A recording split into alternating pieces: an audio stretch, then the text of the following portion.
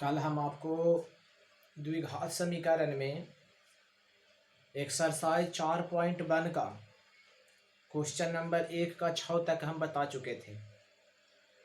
कल के प्रश्न में हम आप लोगों को बताए थे कि किस प्रकार से कोई समीकरण दिया हुआ रहेगा, उसको हम कैसे चेक करेंगे कि वह जो समीकरण है वह द्विघात समीकरण है या द्विघात समीकरण नहीं है। और द्विघात समीकरण होने का कंडीशन भी आपको हम बताए थे कि समीकरण का अगर अधिकतम घात 2 रहेगा तो वह जो समीकरण है वह आपका द्विघात समीकरण कहलाता है ना। और जब किसी समीकरण का पावर या तो 2 से कम रहे या 2 से ज़्यादा रहता है तो वह जो समीकरण होता है द्विघात समीकरण नहीं कहलाता है। ठीक है, तो आज जो है क्वेश्चन नंबर 6 के बाद क्वेश्चन नंबर 7 बता रहे हैं। 7 भी उसी प्रकार से है। 7 में भी आपको चेक करके बताना है कि यह जो समीकरण दिया गया है वह आपका द्विघात समीकरण है या द्विघात समीकरण नहीं है। ठीक है, तो सबसे पहले देखिए क्या करते हैं।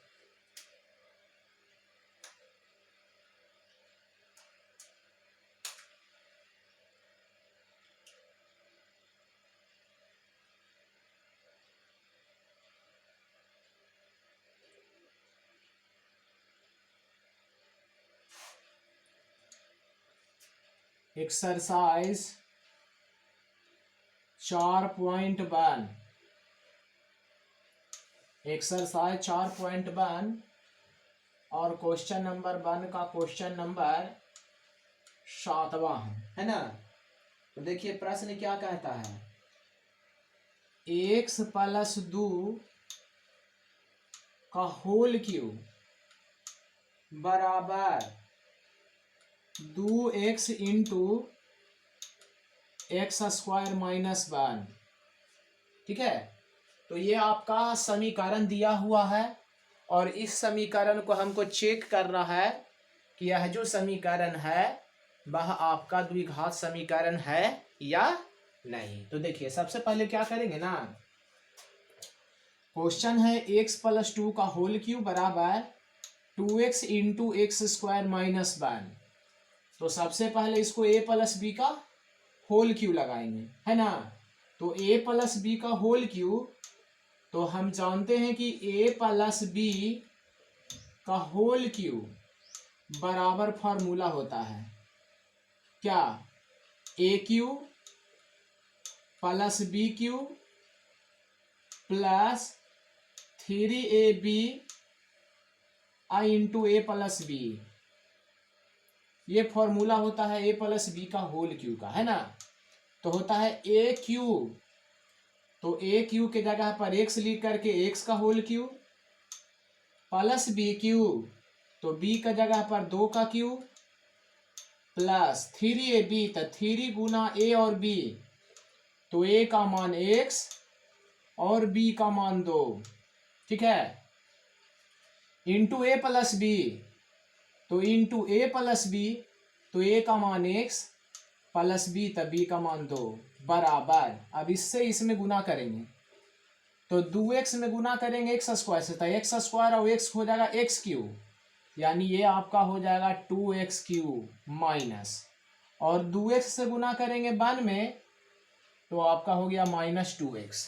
ठीक है, तो यहां से हम लिखेंगे x का क्यूब प्लस 2 का क्यूब करेंगे तो 8, अब प्लस 3 दूनी 6 और 6 गुना x, तो हो गया 6x × x + 2, और इसको इस साइड ले आएंगे तो ये आपका बन जाएगा -2x³, और ये -2x है तो ये पट्टी आ गया तो हो गया +2x, और उस साइड में कुछ नहीं बचा तो क्या बचा, 0 हो गया। ठीक है, तो यहां से हो जाएगा x का क्यूब +8 प्लस 6x² और 6 दूना का 12x। ठीक है, और यहां आपका बच जाएगा -2x³ और +2x बराबर 0। ठीक है। तो ये एक्स क्यू है और यहाँ -2x³ है, तो इससे इसको हम घटाएंगे तो ये आपका बन जाएगा -x³, ठीक है। और ये आपका +6x² और 12x +2x, तो 12 और 2 कितना 14x हो जाएगा, है ना। और बाकी बच गया प्लस कितना 8, +8 = 0। तो इस समीकरण का अधिकतम घात कितना है 3। इस समीकरण का अधिकतम घात कितना है 3, इसीलिए यह द्विघात समीकरण नहीं है, ठीक है। अगर कोई पूछ दिया कि यह कैसा समीकरण है, तो यह जो समीकरण है इसका घात 3 है ना, तो यह त्रिघातीय समीकरण होगा। द्विघात समीकरण में अधिकतम घात 2 होता है और त्रिघातीय जो समीकरण होता है उसका अधिकतम घात 3 होता है, ठीक है। तो यह जो समीकरण है वह कैसा समीकरण है, त्रिघातीय समीकरण है और द्विघात समीकरण आपका नहीं है, ठीक है। नेक्स्ट प्रश्न आते हैं।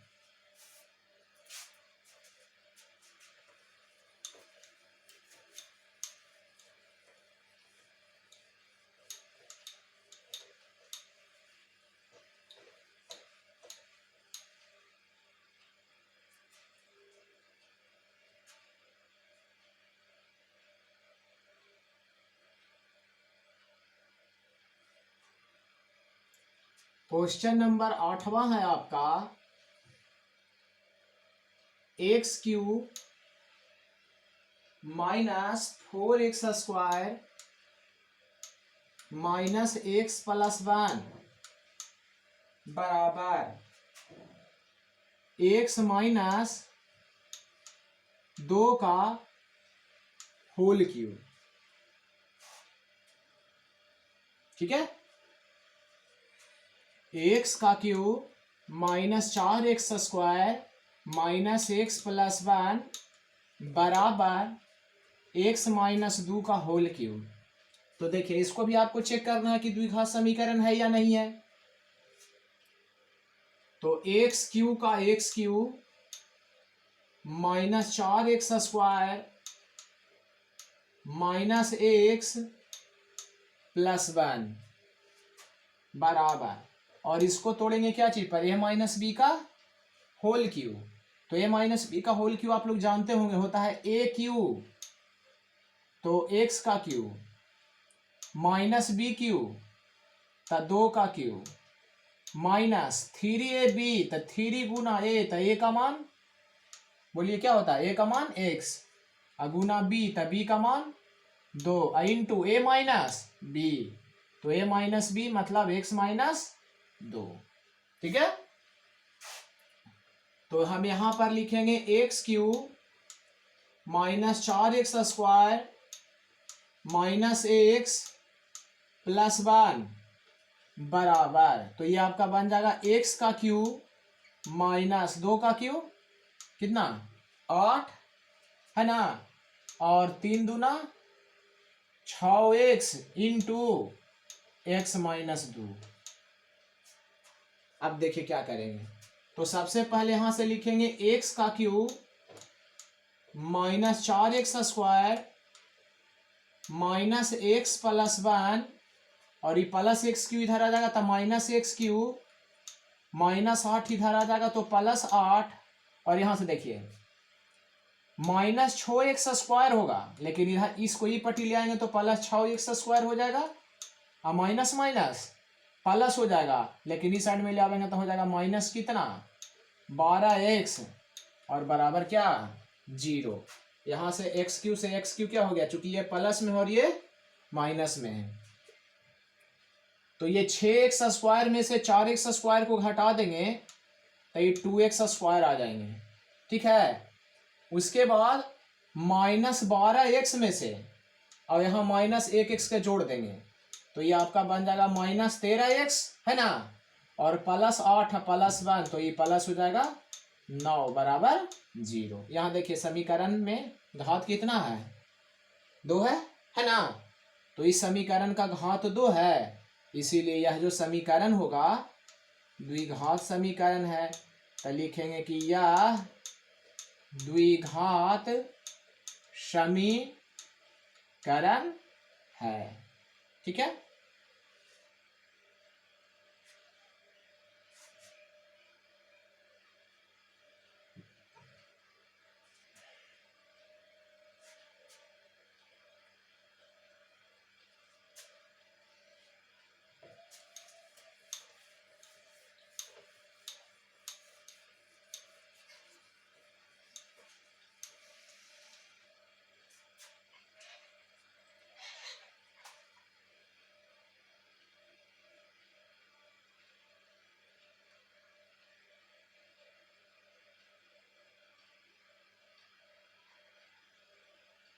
नेक्स्ट प्रश्न है,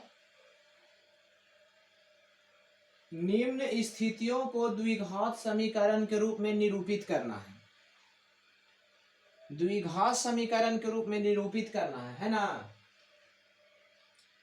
कहता है कि एक आयताकार भूखंड का क्षेत्रफल 528 मीटर स्क्वायर है। एक आयताकार भूखंड का जो क्षेत्रफल है वह 528 मीटर स्क्वायर है। क्षेत्र की लंबाई चौड़ाई के दुगने से 1 अधिक है ना? तो हमें भूखंड की लंबाई और चौड़ाई ज्ञात करना है। समझिए इस क्वेश्चन को। क्वेश्चन नंबर दूसरा कहता है कि एक आयताकार भूखंड है। आयताकार समझते होंगे, आयताकार, ये आपका आयताकार भूखंड है। आयताकार का मतलब क्या होता है कि जिसकी आमने सामने की भुजाएं बराबर हो, है ना? तो मान लेते हैं ये है, बी है, सी है और ये डी है। ठीक है।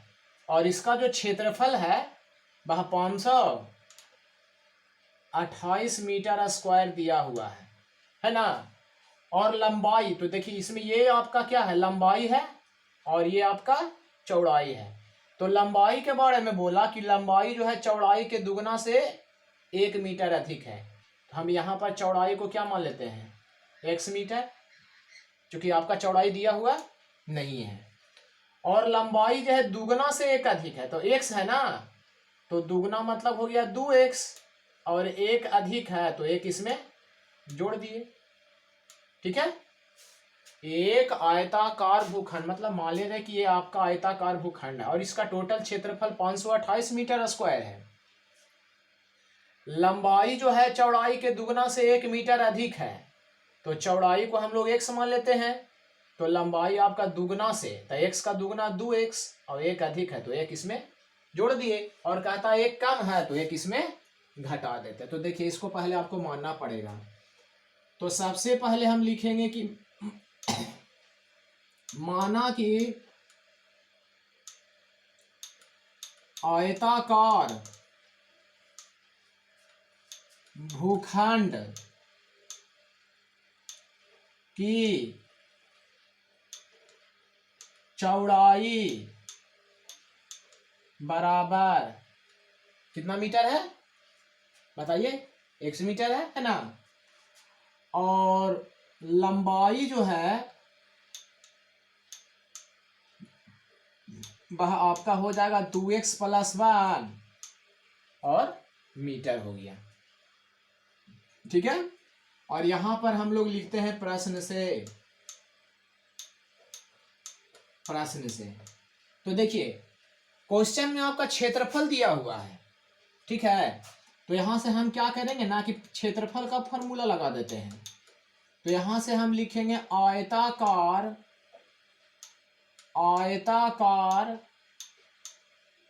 भूखंड का क्षेत्रफल बराबर, तो आप लोग जानते हैं ना कि आयताकार भूखंड का क्षेत्रफल क्या होता है बताइए, लंबाई या गुने चौड़ाई, लंबाई हो गया ये, इसका मतलब लंबाई और इसका मतलब चौड़ाई, है ना। आयताकार भूखंड का क्षेत्रफल बराबर लंबाई गुना चौड़ाई, और क्षेत्रफल आपका दिया हुआ है 528, क्षेत्रफल की जगह पर 528, लंबाई, तो लंबाई आपका हो गया 2x + 1 और गुना चौड़ाई, तो चौड़ाई आपने क्या माना है, x माना है, ठीक है। तो यहां से हम लिखेंगे 528 बराबर x से 2x में गुना करेंगे तो ये बन जाएगा 2x स्क्वायर, और x में 1 से गुना करेंगे तो x हो जाएगा, ठीक है। अब या तो ये दोनों टर्म को इस साइड में लाएंगे, या तो इसको टर्म को इस साइड में लेके चल जाएंगे, ठीक है। तो इधर 2 है, इधर 1 है, तो एक ही को लाना आसान है। तो यहां से हम लिखेंगे 2x स्क्वायर प्लस x और प्लस 528 ऊपर ही जाएगा तो माइनस 528 और बराबर आपका 0 हो गया। तो आपको क्वेश्चन में आपको खाली समीकरण के रूप में व्यक्त करना था, तो समीकरण के रूप में इसको हम व्यक्त कर दिए, ठीक है। और इसी क्वेश्चन को अगर कहता कि हमको लंबाई चौड़ाई निकाल करके बताइए, तो आपको इसको फैक्टोरियल आपको निकाल करके और लंबाई चौड़ाई पर इसको सेट कर देंगे तो आपका लंबाई चौड़ाई भी निकल जाएगा, ठीक है।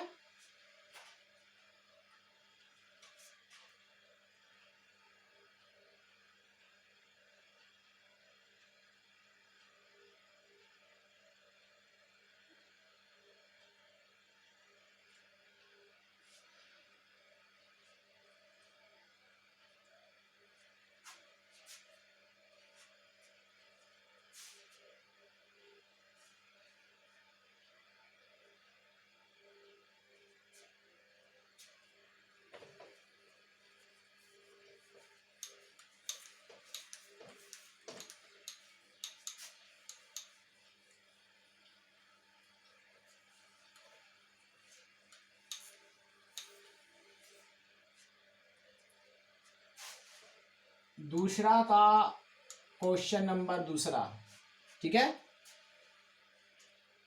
देखिए कहता है, सेकंड प्रश्न है कि 2 क्रमागत धनात्मक पूर्णांकों का गुणनफल 306 है। 2 क्रमागत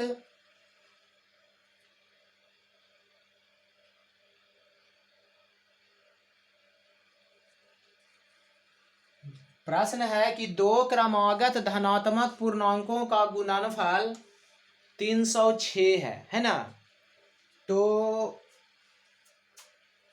इसको आपको समीकरण के रूप में व्यक्त करना है कि किस प्रकार से इसको हम समीकरण के रूप में व्यक्त करेंगे। तो सबसे पहले देखिए कह रहा है कि 2 क्रमागत, क्रमागत मीन्स होता है लगातार, ठीक है। क्रमागत मीन्स होता है लगातार। तो लगातार का मतलब क्या होता है, जैसे मान लिया कोई संख्या 1 है तो 1 के बाद 2, 2 के बाद 3, 3 के बाद 4, 4 के बाद 5, तो ये सभी संख्याएं क्या है, लगातार है ना। तो जब लगातार संख्या आती है तो इससे इसमें आपका कितना जुटा है, +1, और इससे इसमें आपका कितना जुटा, +1, और इससे इसमें आपको +1, और इससे इसमें आपको +1, यानी लगातार संख्याएं जो होती है उसमें आपका +1 होता है ना। यानी एक अगर जोड़ देते हैं तो अगली लगातार संख्या आ जाएगी। लेकिन यहाँ तो क्वेश्चन में आपका पहली संख्या तो दिया हुआ ही नहीं है, क्योंकि आपको निकालना ही है ना। तो आपको क्रमागत संख्या के मानना पड़ेगा, है ना। तो संख्या को पहले मानेंगे तो सबसे पहले लिखेंगे माना कि पहली क्रमागत, माना कि पहली क्रमागत धनात्मक पूर्णांक बराबर, मान लेते हैं कि पहली कोई पूर्णांक है जो वह आपका क्या है, x है। तो लगातार संख्या में देखिए +1 +1 +1 होता है ना लगातार में। तो उसी प्रकार से x है तो x में 1 को ऐड कर देंगे। तो अगर x में 1 को ऐड करेंगे तो x +1, फिर उसमें 1 जोड़ेंगे तो x+2, फिर उसमें 1 जोड़ेंगे तो x+3, है ना। तो इस तरह से आपका संख्या बनते चला जाएगा। तो सबसे पहले लिखेंगे कि माना कि पहली क्रमागत धनात्मक पूर्णांक आपका x है, और यहां से हम लिखेंगे दूसरी क्रमागत धनात्मक पूर्णांक बराबर, तो देखिए इसमें +1 होता है ना, तो x में 1 जोड़ देंगे तो x+1 हो जाएगा, ठीक है। और यहां से हम लिखेंगे प्रश्न से, तो इसको समझिए, कहता है कि दोनों का गुणनफल, मतलब पहली संख्या और दूसरी संख्या का, है ना। तो पहली संख्या हो गया x और दूसरी संख्या हो गया x+1, और दोनों का गुणनफल है 306, तो बराबर में 306, तो इसे इसमें गुना कर देंगे तो x गुना x² x गुना 1 तो खाली x, प्लस 306 में आ जाएगा तो -306, और उस साइड में आपको कुछ नहीं बचा तो 0 बच गया, है ना। ये आपको आंसर हो गया, क्योंकि इसको समीकरण के रूप में ही व्यक्त करना है ना।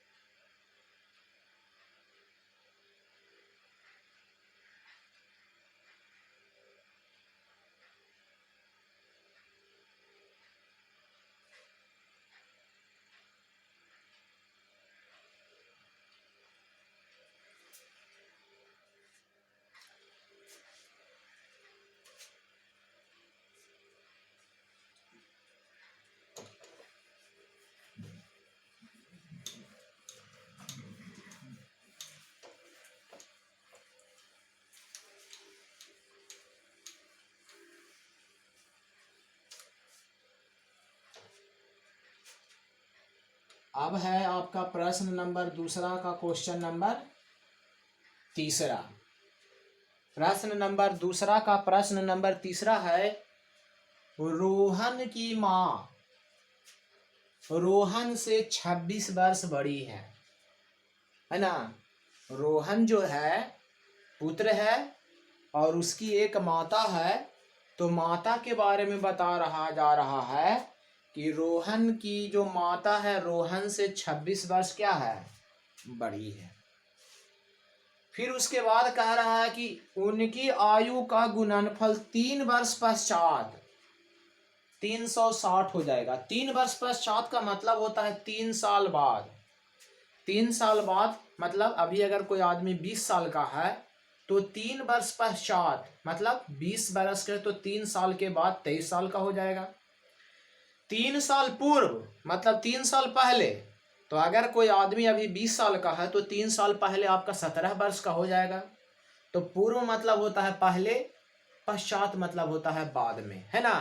तो फिलहाल में क्वेश्चन में कह रहा है कि रोहन की माँ जो है रोहन से 26 वर्ष बड़ी है।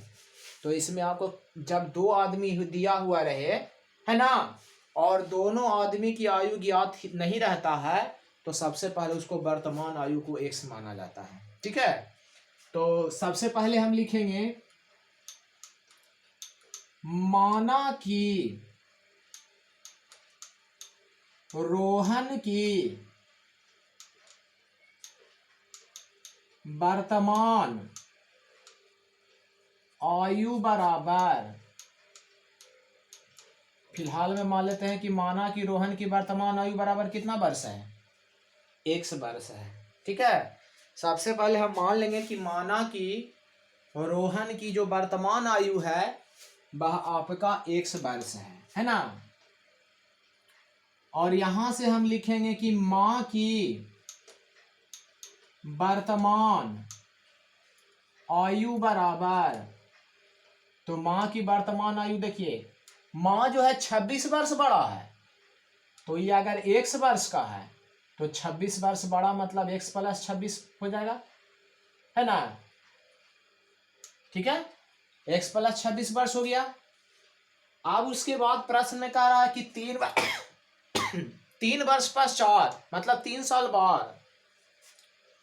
तो अभी कोई व्यक्ति मान लिया जाए कि 20 वर्ष का है, तो 3 वर्ष पश्चात मतलब 3 साल बाद 23 वर्ष का हो जाएगा, है ना। और 3 वर्ष पूर्व मतलब अभी 20 साल का है, तो 3 वर्ष पहले 17 वर्ष का हो जाएगा। ठीक है। तो उसी प्रकार से 3 वर्ष बाद कहा तो हम 3 जोड़ दिए, 3 साल पहले कहा तो हम 3 घटा दिए, है ना। तो यहां से लिखेंगे 3 वर्ष पश्चात, 3 वर्ष पश्चात रोहन की आयु बराबर, तो x 3 वर्ष बाद है ना, तो x प्लस 3 वर्ष हो जाएगा। ठीक है। और यहां से हम लिखेंगे 3 वर्ष पश्चात मां की आयु, मां की आयु बराबर, तो अभी मां कितना वर्ष का है, x प्लस 26, तो 3 वर्ष के पश्चात x प्लस, इसमें 3 जोड़ देंगे तो 26 और 3 कितना हो जाएगा, 29 वर्ष हो जाएगा। कोई दिक्कत?